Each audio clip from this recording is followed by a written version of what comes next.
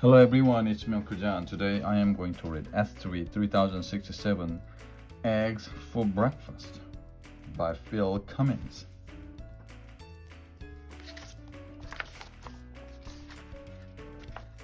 Characters: Tony, Lisa, Mark. Chapter 1: Getting Ready. Tony, Mark, and Lisa were busy. They were getting ready. They were going to Aunt Wendy's new farm. They couldn't wait. Tony took his bike. Lisa took as many toys as she could carry. Mark was helping in the kitchen. That's when he dropped the carton of eggs. Uh-oh, scrambled eggs, said Mark. Hey, we wanted eggs for breakfast, said Tony and Lisa. Don't worry, said Dad. There will be lots of eggs at the farm. And Wendy wants to keep her own chickens. Great, said Mark. We can have an egg hunt, said Tony. And eggs for breakfast every day, said Lisa. Chapter 2: Aunt Wendy's farm. Tony, Mark, and Lisa loved staying at Aunt Wendy's farm. They made a swing in a tree. They built the best treehouse ever. But there was also lots of work to do. How would you like to help build a new chicken pen? Aunt Wendy asked. Tony, Mark, and Lisa set to work. They drew up a plan. Then they got busy.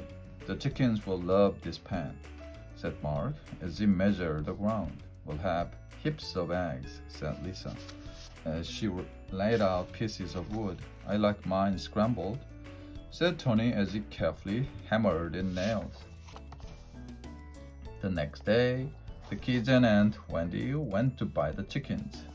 There were lots to choose from. It wasn't easy to pick the chickens they liked best. The farmer showed the kids the chickens that lay the best and biggest eggs.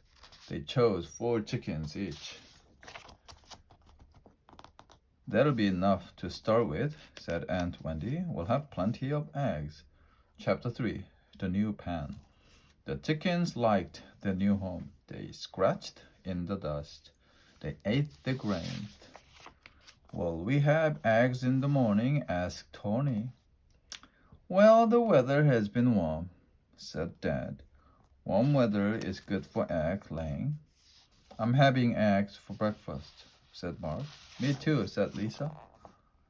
You might have to look for them, said Dad. Chickens sometimes hide their eggs. That won't be a problem, said Mark. We'll find them. Chapter 4: Where are the eggs? The next morning, the rooster woke them up. It was very early. He was very loud. Tony, Mark, and Lisa ran out of the house. They all wanted to find the first egg. They went straight to the chicken pen. Mark looked under the hay. Lisa looked in the long grass. Tony looked under the big log. They couldn't find a single egg. Don't worry, said Dad. I'm sure there will be some tomorrow. But they didn't find eggs the next day either. That's strange, said Tony. They didn't find any eggs all week. What can be wrong, said Lisa. That one day, they found some eggs outside the fence. Mark found one under a tree. They found one by a rock. Lisa found 2 near a log, but all of the eggs were broken. Someone had been stealing our eggs, said Mark, and breaking them, said Lisa. Who would do that? Asked Tony. Well, we're going to find out, said Mark. Chapter 5: The Egg Watch. The next day, Tony, Mark, and Lisa set up the egg watch in the treehouse. The treehouse had a good view of the chicken pen. They waited for a very long time. Nothing happened. Not a single person went near the chicken pen. Then Mark saw the robbers. He was very surprised. So were Tony and Lisa. They thought robbers with dark clothes and masks and running shoes, but not these robbers. They watched as big black crows flew down. The crows pecked a small hole in the eggs. Then each crow flew up and out of the chicken pen, carrying an egg in its beak. When they landed, they broke the eggs open and ate them. They must like eggs as much as we do, said Tony. How can we stop them taking our eggs? Asked Lisa. I have an idea, said Mark. The next day, Tony, Mark, and Lisa got to work. They needed an old broom, a pile of hay, and some old clothes of Aunt Wendy's.